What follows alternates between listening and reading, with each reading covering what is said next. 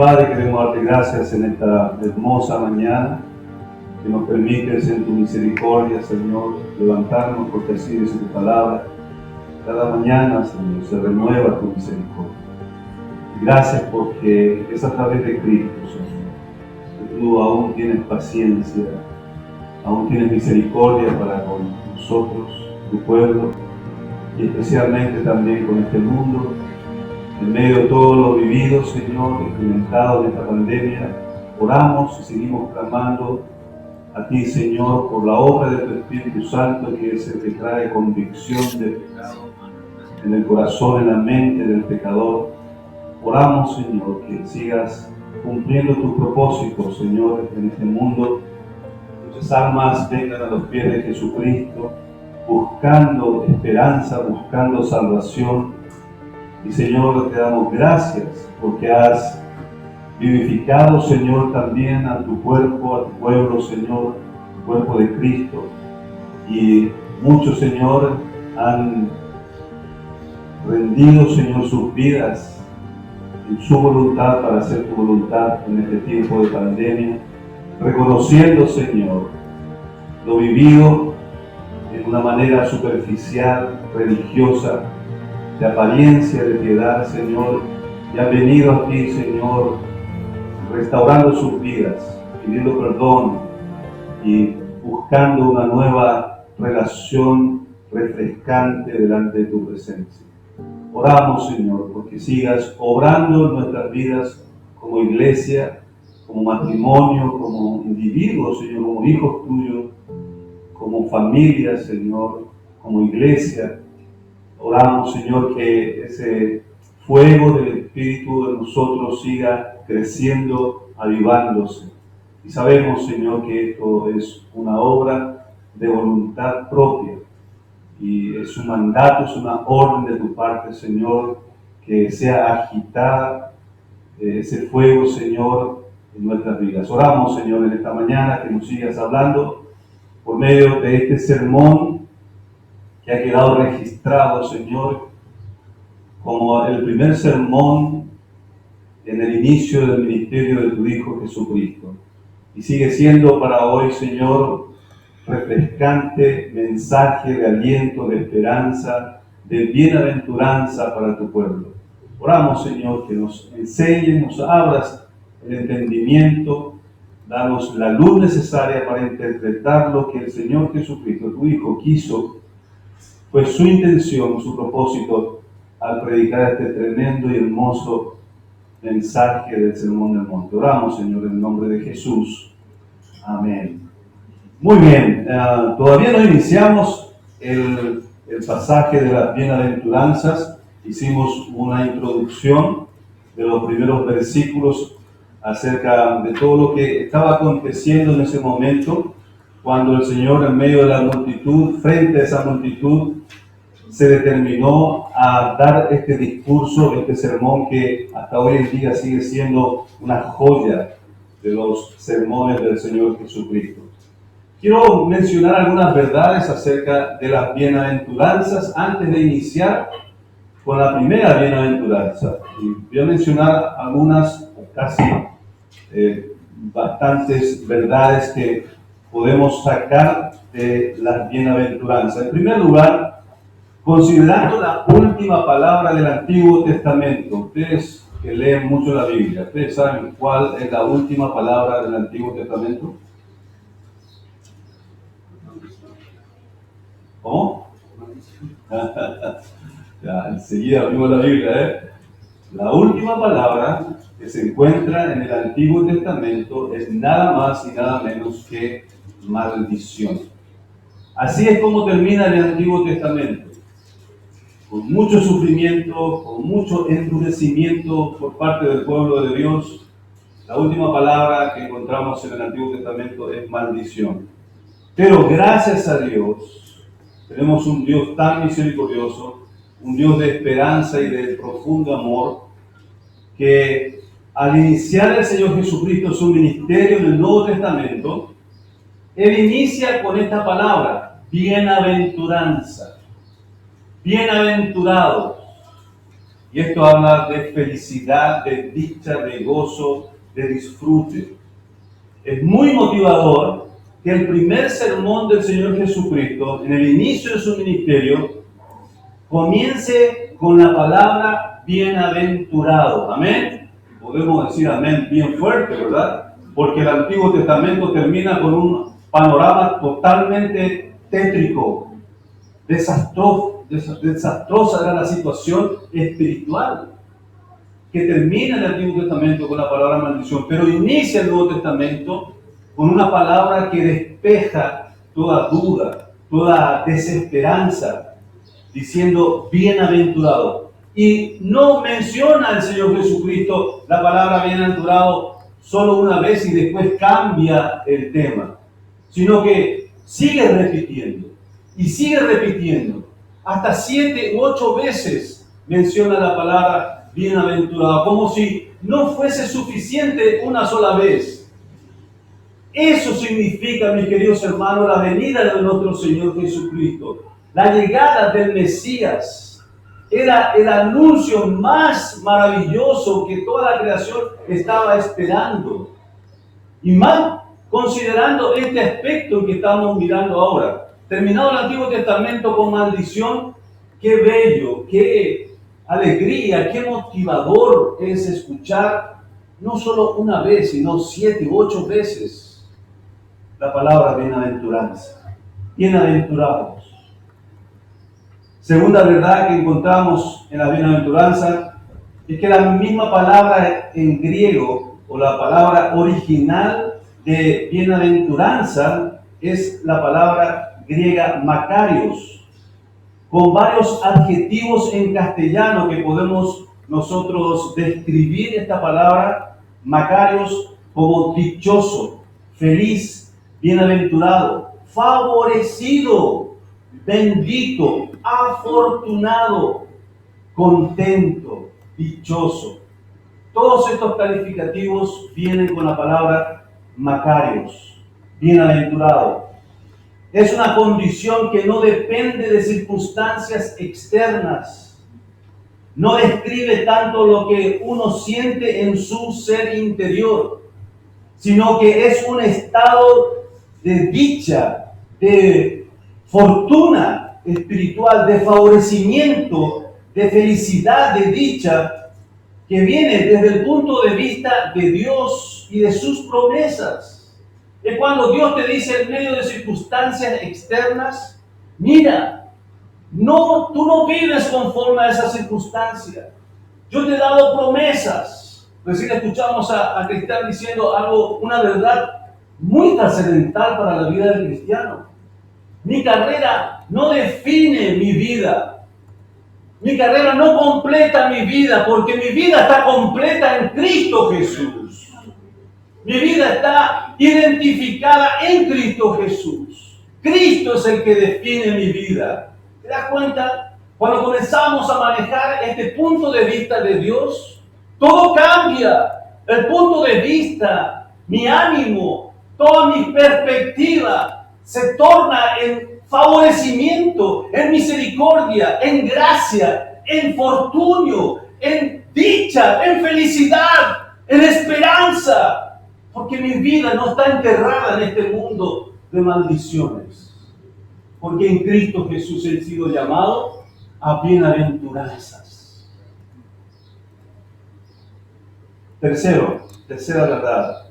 El propósito del Señor es comunicar que ser bienaventurado es ser feliz por la recompensa de Dios que viene, no porque hacemos cosas buenas o porque estamos haciendo bien las cosas, sino por haber creído en su Hijo Jesucristo, por haber confiado en su sacrificio perfecto, que hemos sido rescatados y salvados de la paga del pecado, la condenación eterna en el infierno.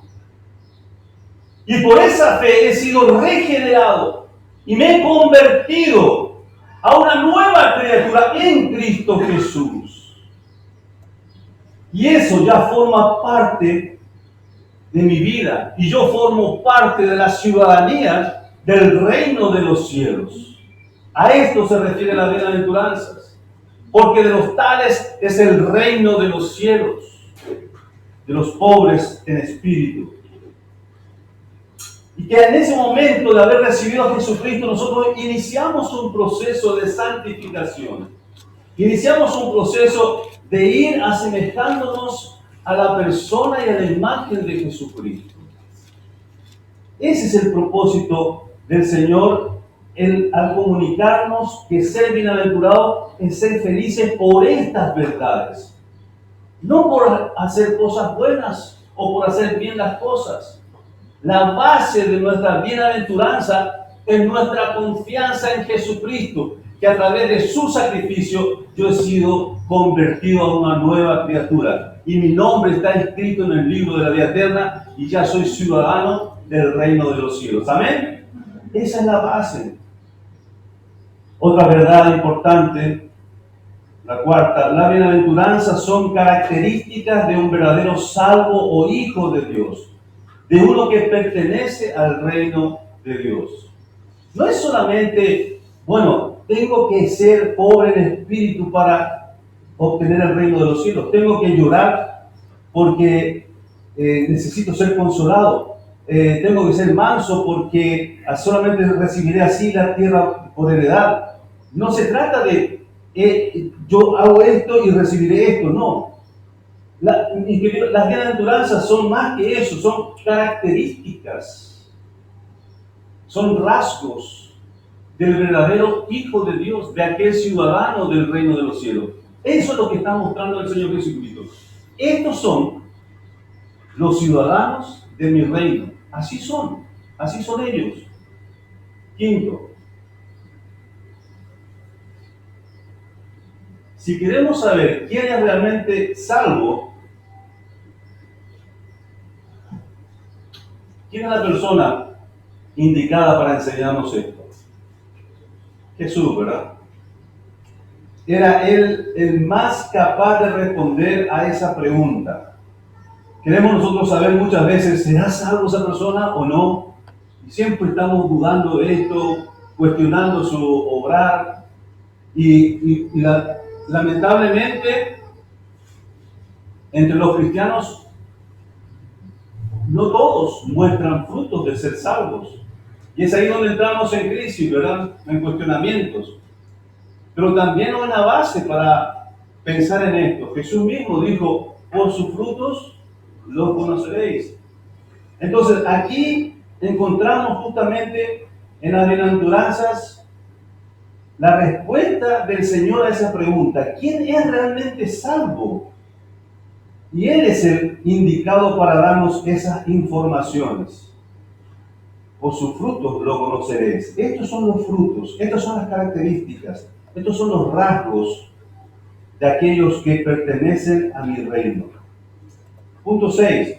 Otra verdad más acerca de las bienaventuranzas. Las bienaventuranzas son los principios o valores del reino de Dios. Es el espíritu del Evangelio. Por eso, cada bienaventuranza es un rasgo, es una característica del carácter de Cristo y una huella de su obra en la vida de sus discípulos. Es la marca que va dejando Él en la vida de sus verdaderos discípulos. Entonces, las bienaventuranzas son principios, valores que gobiernan el reino de Dios. Es el espíritu mismo del Evangelio. Por eso, cada bienaventuranza que el Señor está mencionando, Él está también detallando, describiendo su propio rasgo, su característica. 7. Y obviamente que aquel que le sigue a Cristo y es su discípulo va a tener también sus mismos rasgos. Amén. Amén. Amén. Así tiene que ser, hermanos. Tiene que ser así. Porque si no, estamos hablando de un tremendo cuestionamiento de si es o no salvo esa persona. Si no tiene los rasgos y características mencionados en la bienaventuranza, que son los rasgos de Cristo mismo, entonces, es lógico, es razonable dudar si una persona es salva o no. Punto 7. Jesús empezó su sermón con palabras que aparentemente se contradicen. Por ejemplo, ¿cómo en este mundo se va a entender esto? Felices los que lloran. 3 veces felices los pobres en espíritu. Es contradictorio, ¿verdad? O sea, el mundo no puede entender estas palabras. ¿Sabe? Pero es la forma en que Dios quiere que vivamos muchas veces contradiciendo lo que el mundo piensa. Esa es la disputa y la guerra y el conflicto que hay entre el cristiano verdadero y el mundo. Entre lo que piensa, siente y vive un cristiano verdadero con los rasgos del ciudadano del reino de los cielos versus el ciudadano del reino terrenal. Este es el conflicto. Te digo, estamos nosotros a las puertas de un conflicto cada vez mayor entre estos dos reinos. Y querido, yo no sé qué va a pasar de aquí a un año, solamente un año. En Estados Unidos hubo una tremenda guerra, y esto no era solamente a nivel político, era un asunto espiritual.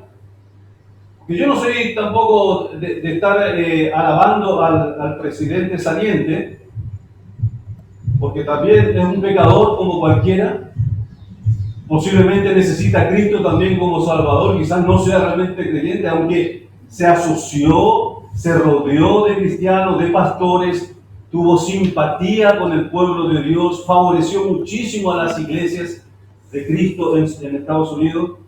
Pero por el otro lado, el entrante es uno que se declara ateo, es uno que se declara anti todo lo que es natural. Entonces, ¿qué ves ahí, mi querido? No es un asunto solamente político. Yo estaba casi seguro de que el curso se estaba ya tomando. Aunque muchos pedían oración porque continuara este presidente, pero en mi lógica bíblica, o sea que si vamos a ver que las profecías vayan cumpliéndose, este presidente saliente tenía que salir para que las profecías sigan su curso. Pero en esto que estamos viendo el conflicto espiritual entre el reino terrenal versus el reino celestial. Entonces lo que el Señor Jesucristo está enseñándonos aquí es que mientras nosotros vivamos en este reino terrenal, necesitamos vivir con las virtudes y los rasgos del reino celestial. Y eso significa persecución. Eso significa conflicto. Este presidente que está entrando dijo, ya cuando estaba por ganar, volvió a reiterar lo que había dicho antes, que la Biblia es un libro anticuado y que no podemos regirnos para nada en ningún área de nuestro gobierno, vamos a utilizar ese libro anticuado. Eso significa que todo lo que se avanzó, se permitieron otra vez la Biblia en los colegios, en todas partes, la oración, y esto se terminó, mi querido. Se acabó, va a volver a salir todo. Entonces estamos a las puertas de un acontecimiento que cada vez va a ser más intenso, la persecución contra los cristianos, pero contra los cristianos verdaderos, no los cristianos del nombre. Los cristianos del nombre saben acomodarse, son buenos para encontrar su lugar, están bien con el diablo y están bien con Dios, o pretenden estarlo. Pero si nos encontramos ante esa puerta, y es muy probable que en cualquier momento vos tengas que declarar no solamente de boca, sino de vida, que sos un verdadero cristiano. Cuando te pongan un cañón en la frente, o tengas que estar en la cárcel, separado de tu familia, comenzando a sufrir los padecimientos de Cristo, es allí, mi querido, donde vos tenés que definir realmente qué sos, de qué tela estás hecho. Ahí uno se define. Entonces, se contradice, obviamente que todo esto se contradice al pensamiento y al estilo del mundo.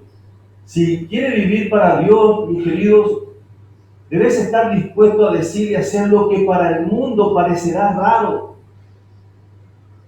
Deberás estar dispuesto a dar cuando otros desean quitar, amar cuando otros odian, ayudar cuando otros abusan, servir cuando no te reconocen, perdonar cuando no se lo merecen. Y al hacerlo, un día recibirás todo, mientras los otros terminarán sin nada. Vivir la vida cristiana en este mundo es vivir una contradicción, es vivir una vida de conflictos. Si esto hacen con el árbol, ¿cuánto no harán con las ramas? Eso dijo Jesús. Número 8. Este sermón contradice todos los conceptos modernos de gente bendecida, entre comillas. Hoy los bienaventurados cristianos, entre comillas, estos que se ven en la tele, ¿verdad? Son los que tienen su felicidad fundamentada en la riqueza, en la abundancia, en lujos y cosas semejantes. Y lastimosamente, el mundo incrédulo nos mete a todos, a toditos nosotros en la misma bolsa, ¿verdad? Pero estos son los bienaventurados, entre comillas, que dicen, pobrecitos los apóstoles de aquella época, que no llegaron a entender lo que nosotros hoy por revelación entendimos. Que vivir una vida entregada a Dios es una vida de reyes, que tenemos que estar llenos de bendiciones espirituales, pero también de riquezas. Ellos basan la bienaventuranza en ese aspecto de lo material. Entonces, es un sermón que también contradice el concepto moderno de gente bendecida dentro de lo que se puede llamar el pueblo de Dios, el pueblo cristiano. Ellos dicen, si eres pobre, no eres bendecido. Número 9. Cada bienaventuranza habla de cómo ser afortunado y feliz. Esta palabra no promete carcajadas, placer ni prosperidad terrenal. No está hablando de esto. La bienaventuranza no te están asegurando placeres, carcajadas, risa, pasarla súper bien todo el tiempo en la vida terrenal. Jesús pone de cabeza el concepto terreno o terrenal de la felicidad. Cambia por completo.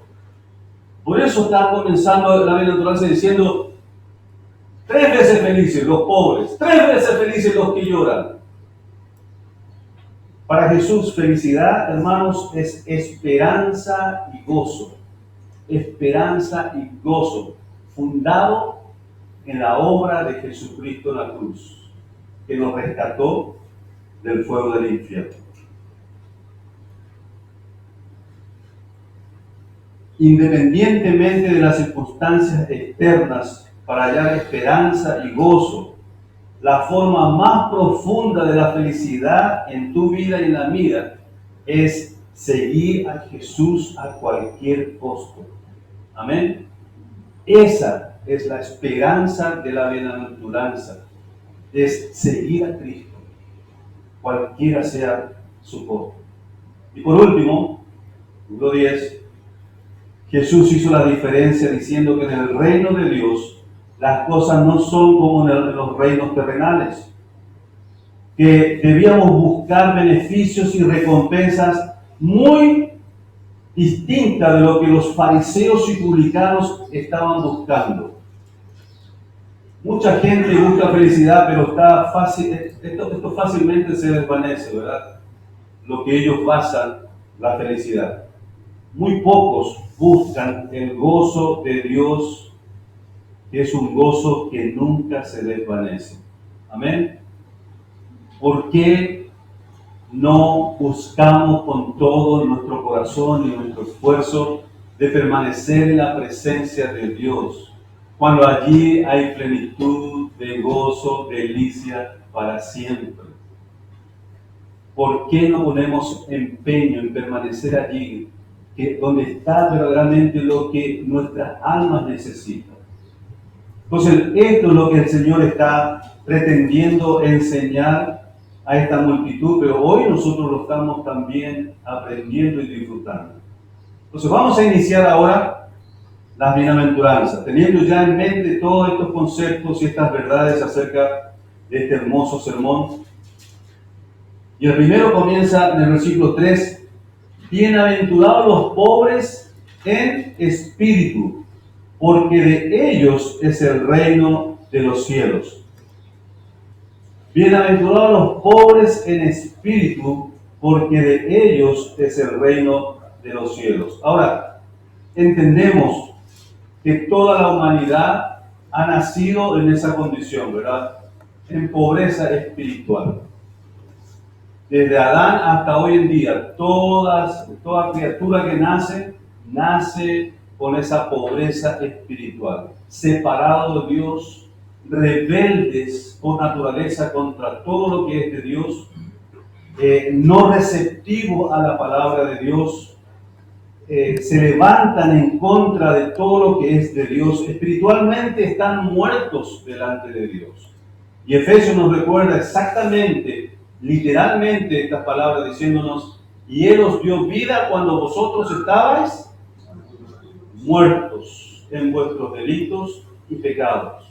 Este era tu estado, esta era tu condición cuando Cristo vino a morar en tu vida. Estabas muerto, era pobreza espiritual absoluta. Las almas humanas no es que se desarrollan o se realizan en el transcurrir de su vida terrenal. Hay filosofías que hablan de esto, de que vos conseguís escalar tu condición y tu naturaleza humana a través de circunstancias y años de vida en esta tierra. Y tenés que desarrollar y tenés que realizarte. Por eso la famosa realización del ser humano, ¿verdad?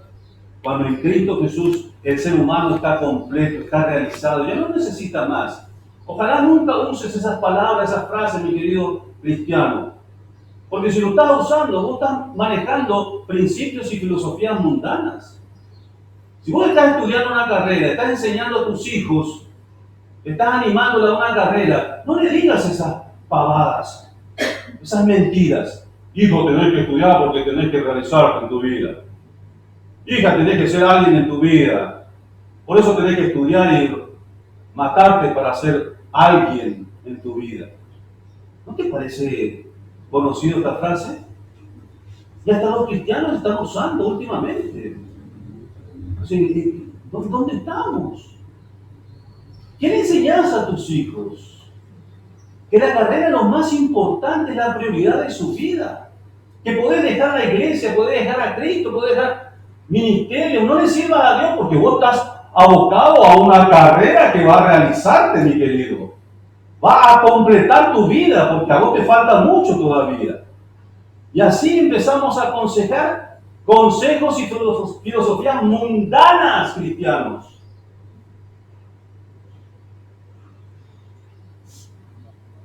Ayer un hermano de la iglesia me llamó y me dijo, entre felicitaciones, ¿verdad?, por nuestro hijo. Me dice, yo tengo hijos también, pastor, y cómo quisiera que ellos pudieran ser también un día un profesional, pero con la visión que ustedes le enseñaron a sus hijos. Que ellos sean o pastores o misioneros, o un profesional, pero para Cristo. Esa es la gran diferencia. Nunca le enseñamos o le presionamos a nuestros hijos, no, tenés que seguir la carrera de tu papá. Tenés que ser pastor, tenés que ser misionero. No, siempre le hemos dicho, lo que Dios ponga en tu corazón, ese va a ser el llamado que vos tenés que respetar para siempre. Si Dios ha puesto en tu corazón el llamado para ser pastor o misionero, si Dios ha puesto en tu corazón el de ser un doctor en medicina, matate por eso. Pero la motivación no va a ser para realizarte a vos mismo. No va a ser para completar tu vida. No va a ser para acumular riqueza o dinero en tu bolsillo. Porque nosotros tenemos otra visión. Los cristianos tenemos otra visión.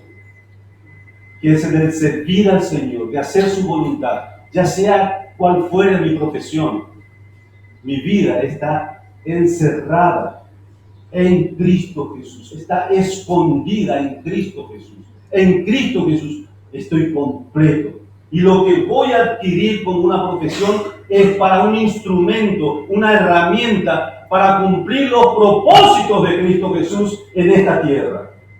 Ese tiene que ser el objetivo como papá, como mamá en la vida de tus hijos. Y siendo ejemplo, por supuesto, de que todo lo que enseñes en tu vida práctica también modele, refleje lo que es tu convicción. Bienaventurados los pobres en espíritu, porque de ellos es el reino de los cielos. Ahora quiero mencionar algunas cosas que no son o no tienen que ver con la frase pobres en espíritu. Lo que no es ser pobres en espíritu. En primer lugar, no es ser pobre económicamente, porque la espiritualidad no se basa ni se mide por lo terrenal o material. Tampoco es ser descuidado en nuestro arreglo personal, nuestra vestimenta. Ahora, la apariencia o la imagen del Señor Jesucristo no era lamentable ni miserable, hermanos. Es más, hasta sortearon la vestidura del Señor. ¿Verdad? No está hablando de pobres en espíritu con el descuido en el arreglo personal. Tampoco habla acerca de ser indecisos o de carácter de perfil bajo o de carentes de visión. No está hablando acerca de esto. Lo que sí significa ser pobres en espíritu. Ahora, como es una enseñanza del mismo Señor Jesucristo, obviamente que tiene que estar apoyado, respaldado por su estilo de vida. Cómo vivía el Señor Jesucristo es lo que Él está enseñando. ¿Qué es ser pobre en espíritu? Significa someter mi voluntad a la voluntad del Padre. Vamos a Juan capítulo 5, versículo 19.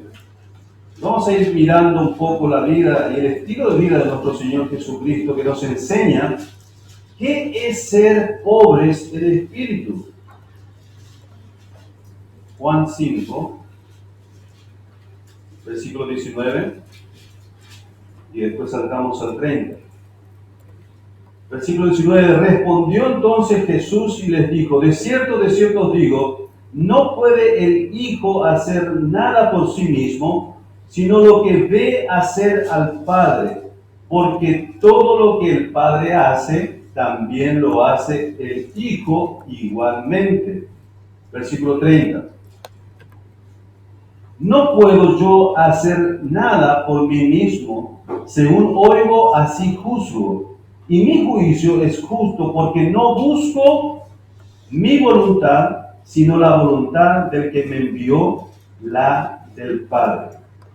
Este era el aspecto del Señor Jesucristo, viviendo una vida haciendo la voluntad de su Padre.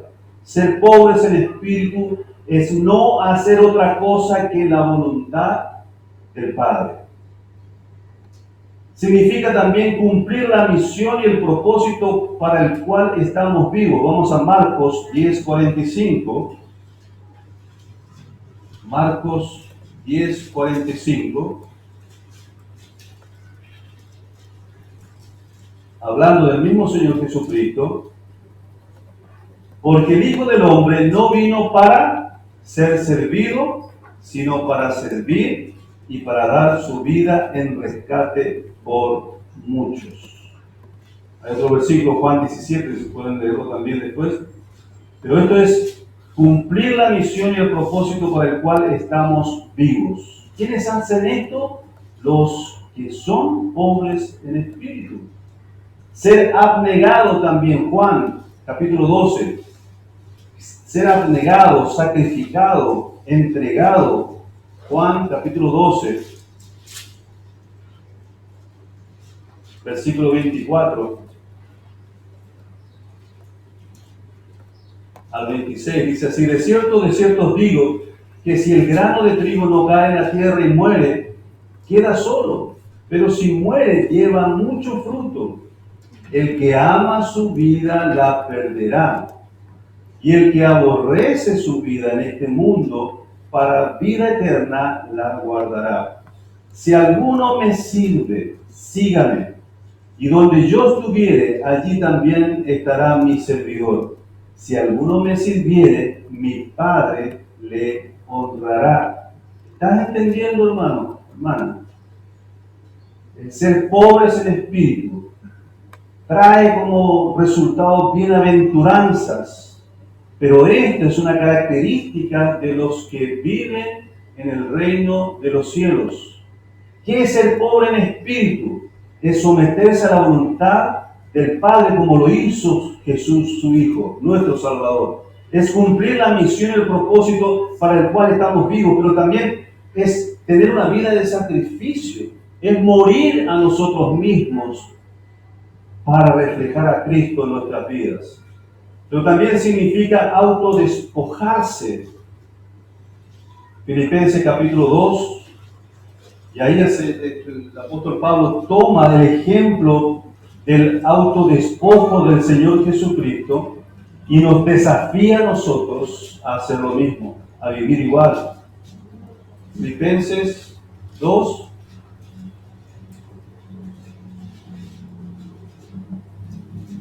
versículos 5 al 8.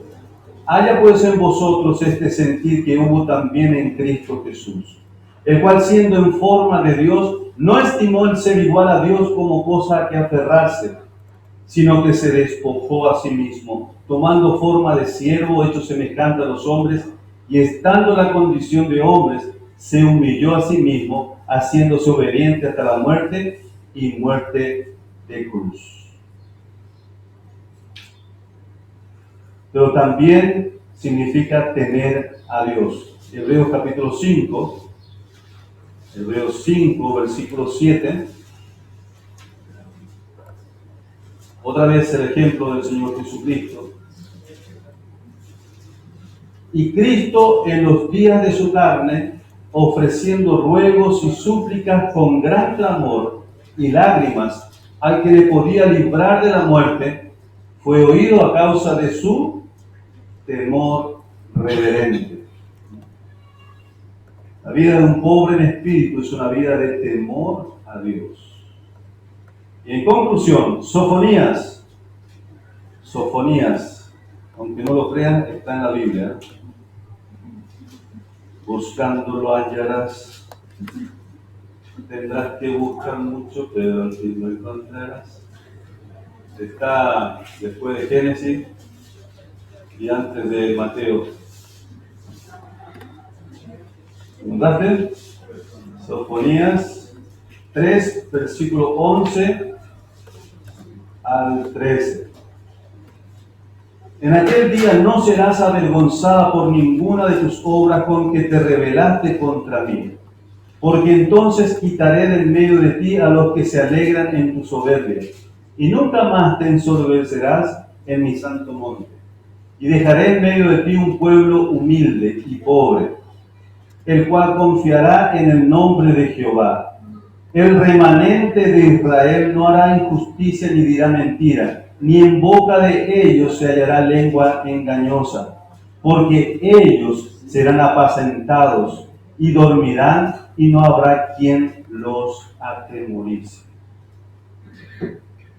El remanente fiel de Israel, los que también serán los ciudadanos del reino celestial. Pero fíjate la descripción: dejaré en medio de ti un pueblo humilde y pobre, pobre en espíritu, con todas estas características, que se someten a la voluntad de Dios con toda voluntad, que cumplen su misión y el propósito de Dios, que son sacrificados por el nombre del Señor, por amor al Señor, que están dispuestos a ser autodespojados, son desprendidos de todo lo material y terrenal, porque temen a Dios y ellos vivirán confiadamente. El término pobres en el tiempo de Moisés designaba a la gente sin tierra, desposeídos, gente sin apoyo social, gente explotada y humillada. Para el tiempo del cautiverio babilónico se añadió a este concepto de pobreza, de desposeídos, de gente humillada y explotada, se añade otro concepto a ese término de pobreza en espíritu. Se añade algo espiritual, un concepto espiritual, que se designa a la gente que confía en Dios, los pobres que confían en Dios. Entonces, es una combinación ahora de lo que era pobreza antes, material, físico, más la confianza en su Dios. Y esto nació en el tiempo del cautiverio babilónico, ¿verdad?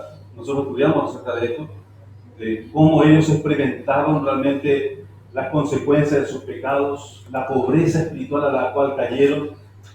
Pero ahí, en la orilla del río de Babilonia, ¿se acuerdan? Cuando colgaron sus arpas en los sauces llorones, ellos ahí comenzaron a adoptar otra vez su confianza en su Dios, su clamor a Dios para volver a su tierra, ¿verdad? El perdón, pidiendo perdón a Dios. Entonces, se unen estos dos conceptos y hoy, en el Nuevo Testamento, los pobres en espíritu son los humildes de corazón. 11:29 de Mateo nos dice que el Señor mismo, ser como yo, que soy humilde, ¿verdad? Entonces, estos que no confían en sí mismos como autosuficientes, sino que se aferran a Jesucristo como única seguridad y felicidad. Entonces, estos se someten a Cristo como su Rey soberano, como su Señor. Entonces, es un pobre que confía en Dios y a Él pide auxilio. Es lo que termina el concepto de esta pobreza espiritual en el Antiguo Testamento.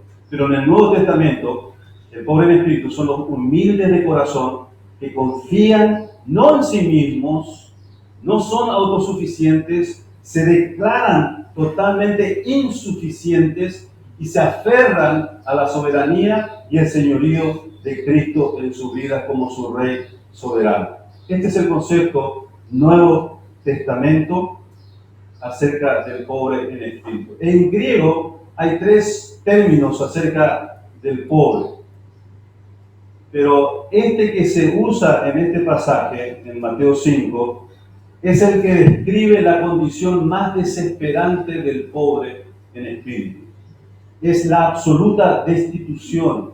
Está destituido de la gloria de Dios. Y todo aquel que ha venido a los pies de Jesucristo ha tenido que primeramente reconocer y aceptar esa condición, ese estado en que se encuentra.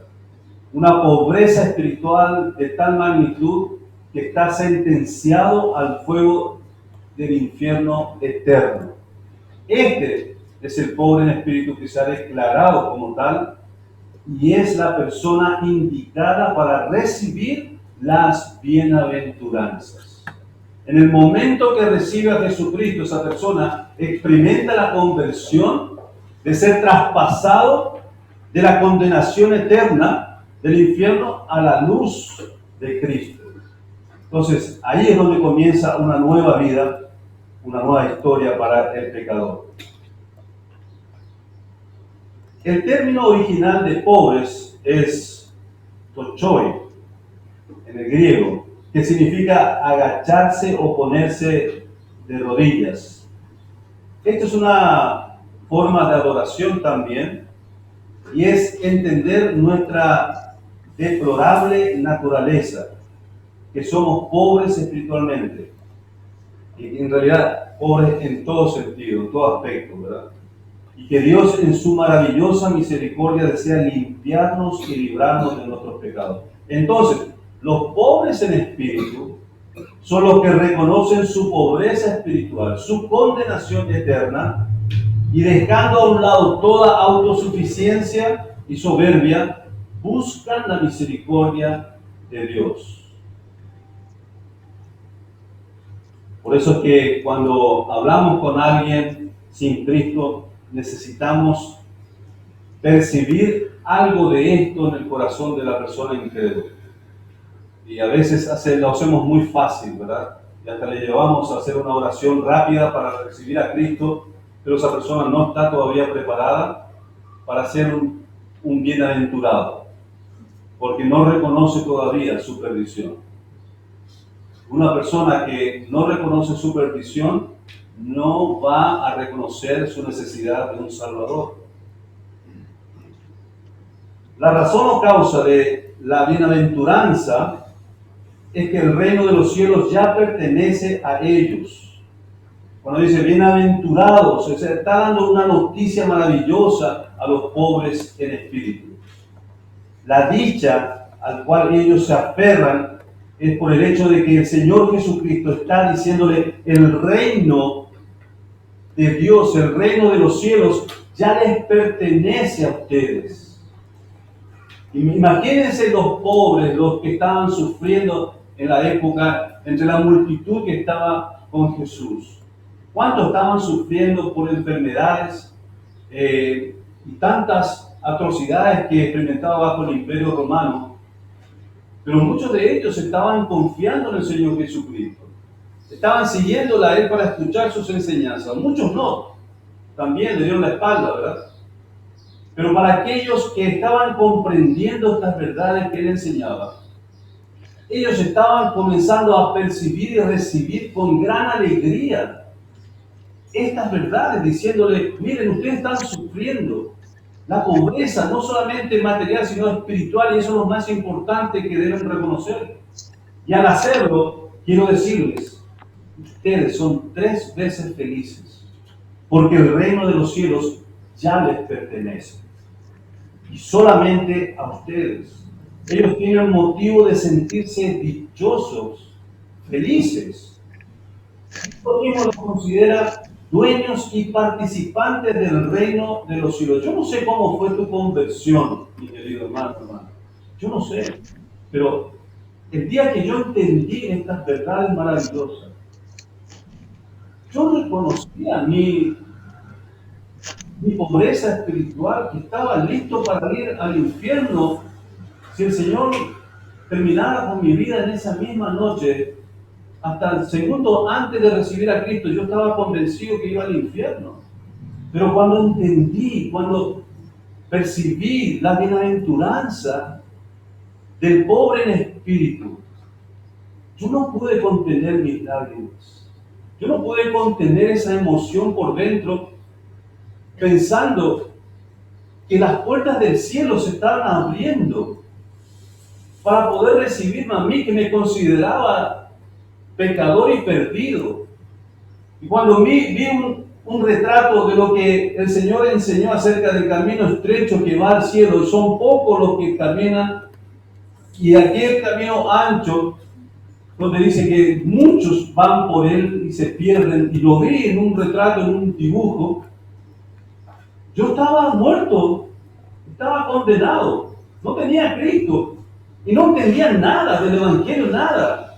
Pero cuando vi ese dibujo, lo primero que pensé fue: qué felices serán estos que están ahí caminando en el camino estrecho al cielo. Y yo veía los 3, 4 y miré el camino ancho y las multitudes que iban cayendo al abismo. Y yo decía: yo estoy aquí, pero ¿cómo puedo hacer para ir por ese camino? Conclusión de mi mente humana, pecadora: es imposible. No voy a poder jamás. Y pensaba que solamente en aquel momento los líderes religiosos podrían ser, o personas especiales, iluminadas, pero yo no puedo. Entonces ese era mi entendimiento. Entonces cuando yo llegué esa noche, cuando entendí el mensaje del Evangelio, esas verdades aprendidas allí derrumbaron por completo todo ese entendimiento falso que tenía. Y me sentí inmerecedor. Y allí comenzó Cristo a reinar en mi vida. Entonces es una dicha, es una bienaventuranza, que quizás han pasado años, hermano, hermana, de aquella experiencia.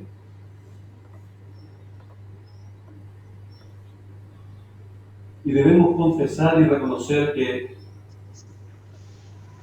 perdemos en el transitar en nuestra vida cristiana aquel primer amor, ese fuego del primer amor. Y quizás estamos tan envueltos en todos los asuntos terrenales, en este reino terrenal, que te roba el gozo, la dicha y de sentirte bienaventurado, afortunado, por ser ciudadano del reino de los cielos. ¿Sabe? Esa dicha no deberíamos nosotros abandonarlo nunca.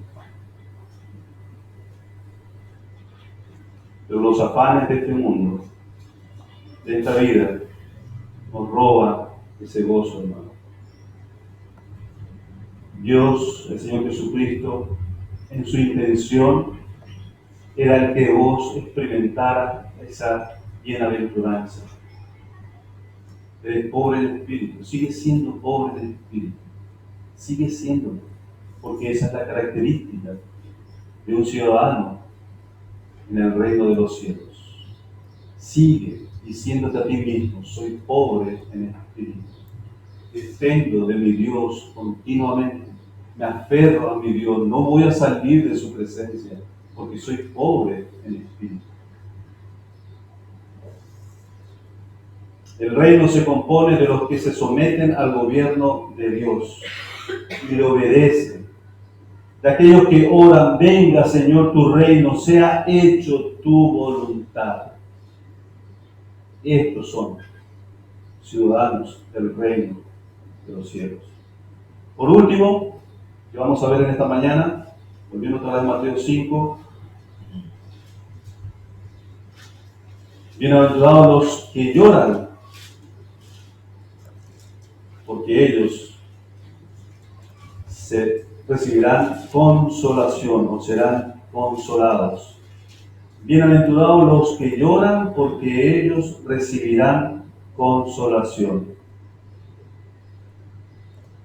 Esta bienaventuranza está muy relacionada con la primera.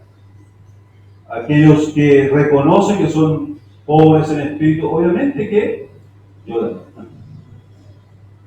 Lloran, claman, buscan misericordia. Como aquel publicano, ¿se acuerdan de este pecador? Se golpeaba el pecho diciendo en Lucas 18, sé propicio a mi pecador. ¿Cierto? Llorando, clamando a Dios, un hombre que reconocía su pobreza espiritual y lloraba, clamando a Dios, mira Señor, mi pecado, sé propicio a mí Señor, perdóname, perdóname, perdóname. Y ahí otro lado, un fariseo religioso, teniendo otra perspectiva totalmente diferente, mirándole a él, diciéndole a Dios, gracias a Dios porque no soy como este miserable pecador. Qué diferencia, ¿verdad? Qué diferencia. Qué diferencia. Qué actitudes, pero que todavía, de que los hay, los hay. Todavía los hay. Aquellos que todavía están queriendo sacar el tronco del ojo ajeno y no saca el rollo que tiene en el suyo, ¿verdad? Estos son los fariseos de hoy en día, los fariseos cristianos. Pero el que se considera pobre en el espíritu es aquel que también llora. Hay muchos motivos para llorar, ¿cierto?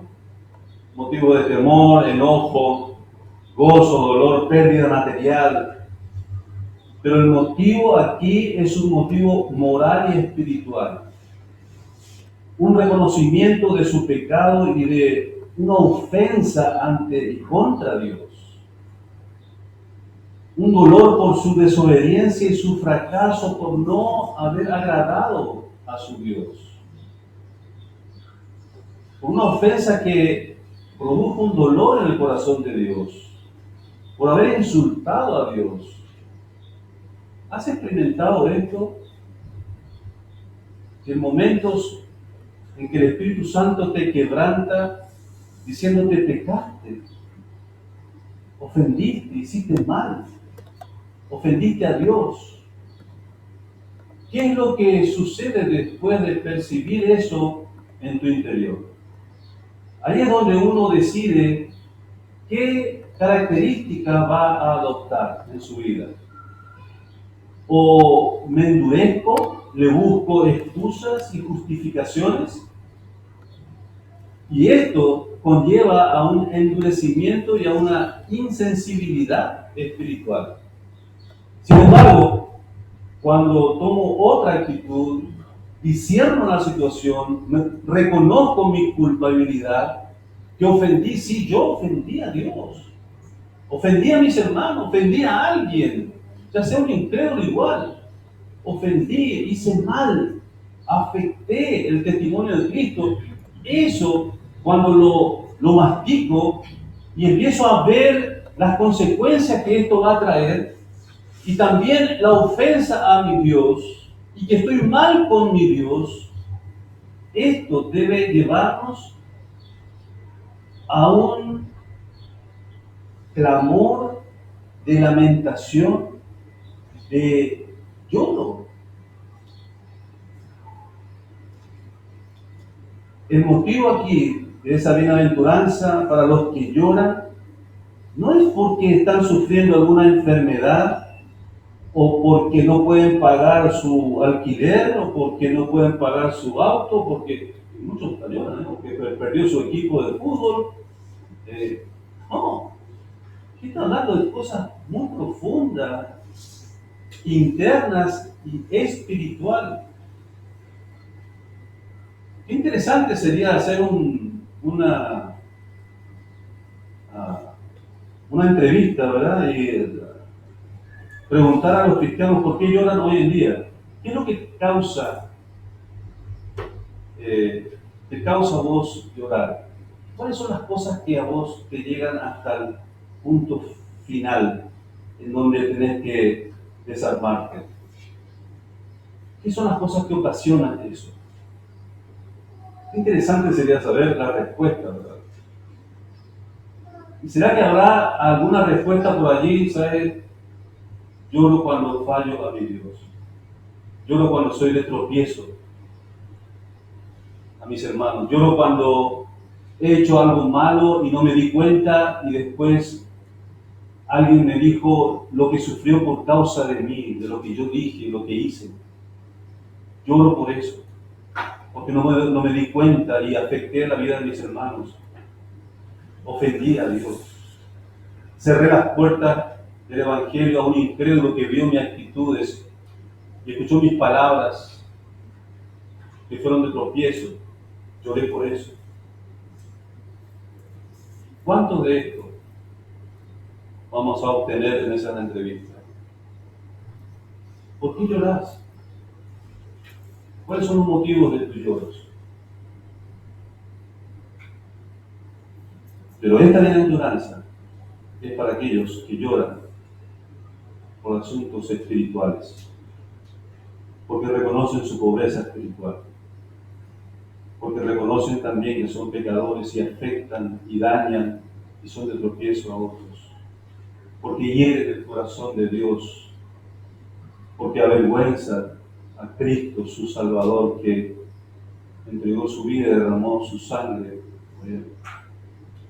Estas son las causas por las cuales vienen estas bienaventuranzas.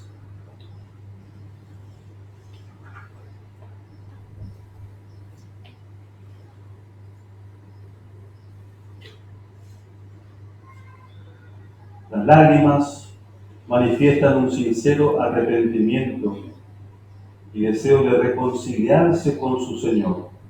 Alguien dijo esta frase: el cielo es el gozo de nuestro Señor, un monte de gozo, hacia el cual nuestro camino atraviesa un valle de lágrimas.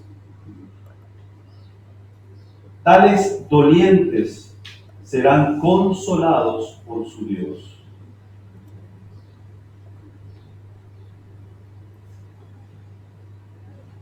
El mundo tampoco puede entender esta segunda bienaventuranza, hermanos, puesto que a todo o a toda costa ellos tratan de evitar el dolor. El mundo lo que trata es de evitar el dolor, el sacrificio. Ese es el afán de este mundo.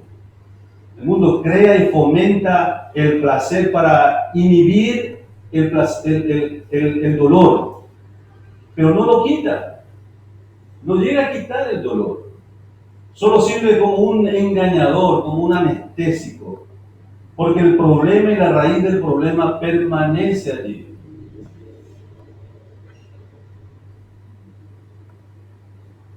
Pero lamentablemente hay muchos cristianos que han adoptado esa filosofía también. Entonces se meten en tantas cosas en este mundo para inhibir el dolor, para callar ese quebrantamiento en su interior, que es el Espíritu Santo.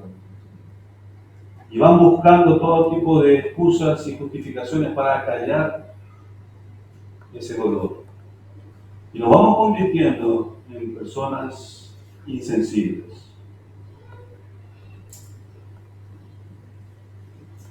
A mí me encanta, hermano, escuchar cuando se comparten y comienzan a sentir esa emoción y lloran. Yo sé que hay cristianos que a lo mejor les incomoda eso. Oh, ya otra vez. Oh, a llorar otra vez. Pero ¿sabe? Jesús no diría eso. Y en el fondo, el Señor ahí parado le diría: eres bienaventurado. Estás llorando por algo espiritual. No estás llorando porque te duele algo físico. Estás llorando por algo espiritual. Por lo tanto, considérate dueño de la consolación. Serás consolado, porque eres bienaventurado. Eres 3 veces feliz. No dice serán bienaventurados. Bienaventurados son presentes los que lloran. ¿Qué es lo que nos hace llorar para hacernos bienaventurados? ¿Qué hizo llorar a Cristo? ¿Qué hizo llorar al apóstol Pablo? ¿Qué fue lo que hizo llorar al profeta Jeremías, llamado también el llorón, el profeta llorón? ¿Qué es lo que hacía llorar a Jeremías? Era el pecado del pueblo. Un pueblo cada vez más alejado de Dios. Eso le hacía llorar a Jeremías. Imagínate cuántos fariseos se habrán burlado de él cuando él lloraba. Mientras hablaba al pueblo y hablaba a los fariseos, él lloraba, derramaba lágrimas. ¿Cuántas burlas le habrán dado? Pero para él también estaba esta promesa: será consolado. No trate de evitar ese sentir cuando se trata de algo espiritual. No lo frenes, porque es Dios obrando en tu vida, en tu corazón. Y es una forma de desarrollar también la sensibilidad en nuestras vidas espirituales, porque nos volvemos fríos, hermanos. Nos estamos volviendo muy fríos.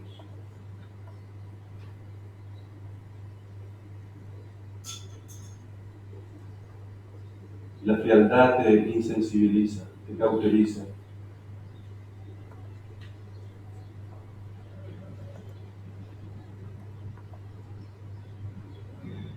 Vamos a ver algunas formas de cómo llegar a esa clase de llanto.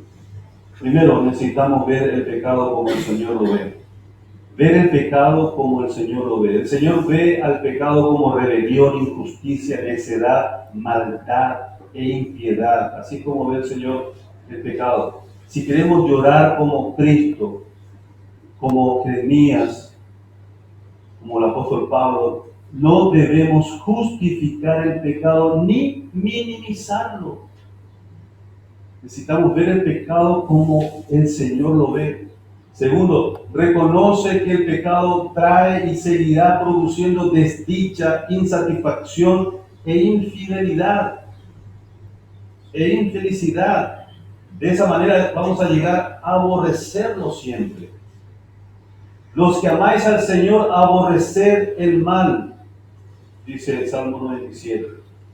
Por este principio, el impío no puede ser bienaventurado, pues el mundano dice, comamos y bebamos, total, mañana moriremos.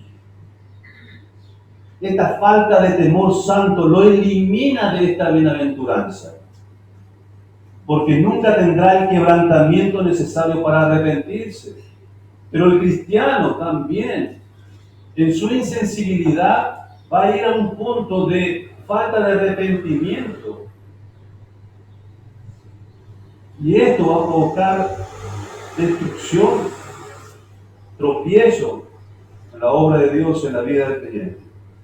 Tercero, pararnos frente a la santidad del Señor, ponernos delante del Señor y compararnos. Hermanos, el llanto es inevitable cuando comparamos nuestra vida espiritual, nuestra falta de santidad ante la santidad majestuosa del Señor. No te compares con otros cristianos, compararte con el Señor. Porque a Él vos tenés que ser semejante. Él es tu meta, Él es tu propósito en tu vida. Alcanzarlo a Él, buscarle a Él, seguirle a Él. Parate frente a su santidad. Es allí donde vas a ser desafiado. Es allí donde no vas a poder evitar llantos. Señor, ¿cómo quiero ser como tú? Señor, quiero ser como tú. Ayúdame, Señor. Ayúdame. Quiero ser como tú. Deja de compararte con otros, porque siempre vas a ganar con otros. Siempre vas a ser mejor con otros, en comparación a otros. Compárate a ti. Párate frente a la santidad de Cristo. Que Él sea tu meta. Allí vas a aprender a llorar. Cuarto, considera el dolor de nuestro Señor. Considera el dolor del Señor cuando pecamos contra Él. Considera lo que Él sufrió en la cruz, por cada clavo, por cada herida, por cada sufrimiento que Él hizo por ti, por tus pecados, a los cuales hoy acaricias y amás. Considera el dolor de tu Señor. El profeta Isaías describió a Jesucristo como varón de dolores, experimentado en quebranto. Y los evangelios lo muestran a Él también llorando frente a la tumba de Lázaro. ¿Viendo qué? Viendo los resultados del pecado en la vida de su amigo. Llorando por la triste y lamentable condición espiritual de Jerusalén. Cuando miró y dijo, oh Jerusalén, ¿cómo quise juntarlos como gallina? Y no quisiste.